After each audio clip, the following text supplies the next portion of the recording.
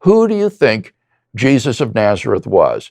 Jesus claimed to be the decisive self-revelation of God. And I believe that we have good reasons to believe that those claims were true and that therefore the God revealed by Jesus of Nazareth exists. William Lane Craig was invited on Ben Shapiro's podcast on the Daily Wire, and they had an hour-long conversation, and they talked mainly about God, politics, and Jesus.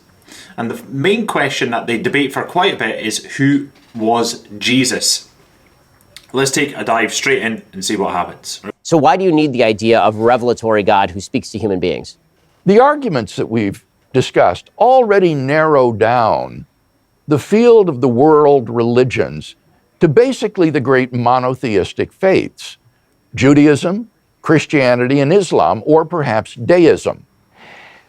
The question as to which of these is true, I think, stands or falls upon the person of Jesus of Nazareth. Who do you think Jesus of Nazareth was? Jesus claimed to be the decisive self-revelation of God. And I believe that we have good reasons to believe that those claims were true and that therefore the God revealed by Jesus of Nazareth exists. Okay, so let's get into that. Okay. So what is the proof? I love how Ben has just went casually, oh, let's get into that. But anyway, let's carry on. Proof that Jesus was who he says he is in the Gospels. Well, first we need to establish who he thought he was. When you look at the religio-historical context of the life and ministry of Jesus, I think you can show that among the historically authentic words of Jesus were claims that he thought he was the Jewish Messiah, that he believed himself to be the Son of God in a unique sense that set him apart from Jewish kings and prophets, and finally that he thought that he was the Son of Man predicted by the prophet Daniel, to whom God would give all dominion, power, and authority. So he had this radical self-understanding of being Messiah, Son of God, and the Son of Man. And at the trial scene before the Sanhedrin in Mark 15, all three of these titles come to a head when the high priest asks him, "Are you the Messiah, the Son of the Blessed One, that is the Son of God?" And Jesus says, "I am." And then virtually quoting from Daniel, "And you will see the Son of Man coming on the clouds of heaven and seated at the right hand of the power." And at that point, the high priest rips his robes and says, "You have heard the blasphemy. What more witnesses do we need?" And Mark says they all condemned him as worthy of death. And Just going to pause there. Just for those who don't know, Daniel is a book and a character certainly in the Old Testament. Judaism follow the Old Testament, but obviously Christians follow both the Old Testament and the New Testament. So as William Lane Craig's saying there, that there are certain things throughout the Old Testament that is sort of prophesized that Jesus is commenting on, and he's saying that he is that person. They're saying that there is a Savior coming in the Old Testament, and Jesus is claiming that he is that person. So the first question really that simplifies all of what William Lane Craig is, and everybody should ask themselves this question, is who was Jesus? Was he a historical figure? Was he just a prophet, a good priest or pastor or rabbi? Or was he what he says in the Bible, certainly, was he the Son of God? That's the first question, but let's carry on. And as William Lane Craig is laying it out, is his point, and certainly what I've come to believe, my point was the latter. That's true.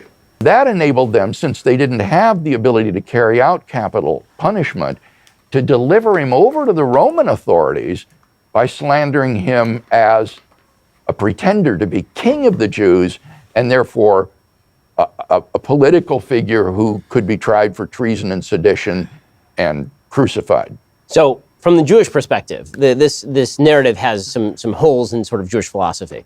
The narrative begins with the idea that Jesus appears in front of the Sanhedrin and then claims to be the Messiah. Well, there's nothing actual criminally in any of the tractates that say that if you declare yourself the Messiah, this is actually a punishable offense. Even there are many Jews, including Bar Kokhba, who have declared themselves messianic figures. Absolutely. The real gap here is that in the Gospels, Jesus' vision of himself as the Messiah is completely different from the prior vision of what the Jewish Messiah is, and is actually outside the scope of how Jews describe the Messiah, or really have ever described the Messiah. The Messiah in Judaism has always been a political figure who is destined to do certain things, restoring the kingdom of Israel, maintaining control of that kingdom, bringing more Jews back to Israel. All of these things are considered sort of political things that the Messiah does. But the idea of the Messiah as embodiment of God is something that's foreign to Jewish religious philosophy going all the way back to the beginning. So even the idea that the Sanhedrin would be questioning him in those terms and would get from that what he means is, I am God, which would be a much more punishable offense, presumably that would be actual blasphemy. It's an oddity. I think you're absolutely right in saying that Jesus' understanding of the Messiah was radically different from the prevailing cultural understanding of the Messiah among the chief priests and the common people. And he didn't meet their expectations. Indeed, that's what helped to get him crucified. Being the Messiah, you're right, in and of itself isn't a blasphemous claim.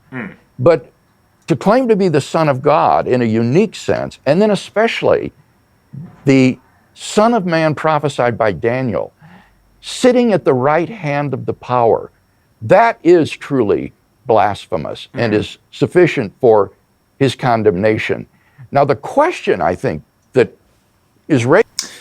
Right hand of the Father is the sort of other thing supposed to be there. So the right hand of God, or at the same level as God. That's what they're saying is the claim that is blasphemous. But anyway, carry on.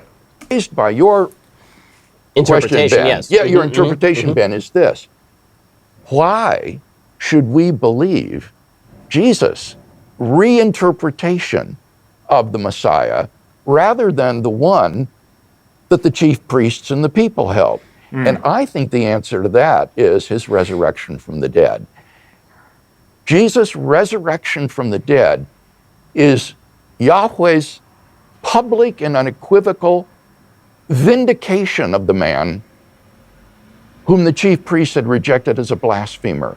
It is the divine demonstration that these allegedly blasphemous claims are in fact true, that he was who he claimed to be, and that therefore I follow Jesus in his conception of what it means to be the Messiah. So There's a few things that are coming up for me from what William Lane Craig is saying, and it actually refers to a previous video which I've talked about with John Lennox.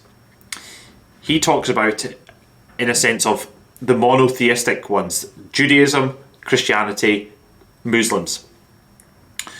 Jews think that Jesus was not the Messiah and he died.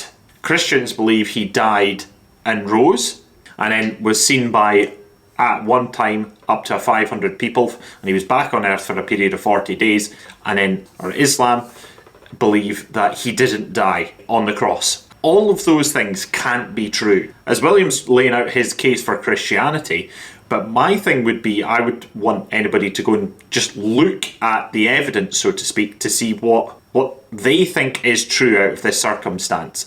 Because there's lots of very bold claims there. Death, not death, Son of God. Lots of things there. My question to you would be is, who was Jesus? As William Lane Craig is saying, he believes that is the second one, that he died, he rose again, and was on the earth for a period of 40 days. And there is some evidence for that. Let's carry on. comes to the resurrection, why is resurrection proof of divinity? So Lazarus is resurrected. That was why I wanted to emphasize the religio-historical. I find that interesting that Ben Shapiro, who's a Jew, he questions about the resurrection part. As he knows, Lazarus is resurrected by Jesus earlier on. It's one of the last miracles that he does in the New Testament before the Passion story, before he starts going towards the cross. I find that interesting that he isn't rejecting that Jesus rose again.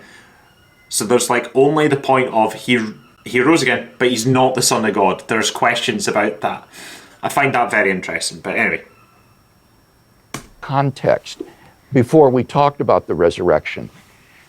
A miracle taken in isolation is inherently ambiguous. The proper interpretation of a miracle is going to be given by the religio-historical context in which it occurs. And the resurrection of Jesus is not just the resurrection of any old body. It's the resurrection of the man who claimed to be Messiah, Son of God, and Son of Man, and who was crucified for those allegedly blasphemous claims.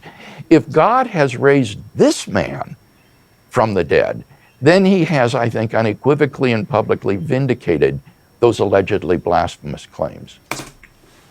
So we're just going to end it on that one, but there's two main questions that I want to pose to you guys as the viewers. You may be a believer, you may be non-believer, you may believe in something else, you might have a faith in a different religion. Just from a historical context, I want you to ask yourself these two questions and find out an answer. One, who is Jesus, or who was Jesus? And the second one is, did he die? Okay, we're going to come back to William Lan Craig and Ben Shapiro for more of this discussion because there's lots to pick out of this one. See you later. Bye. Peace.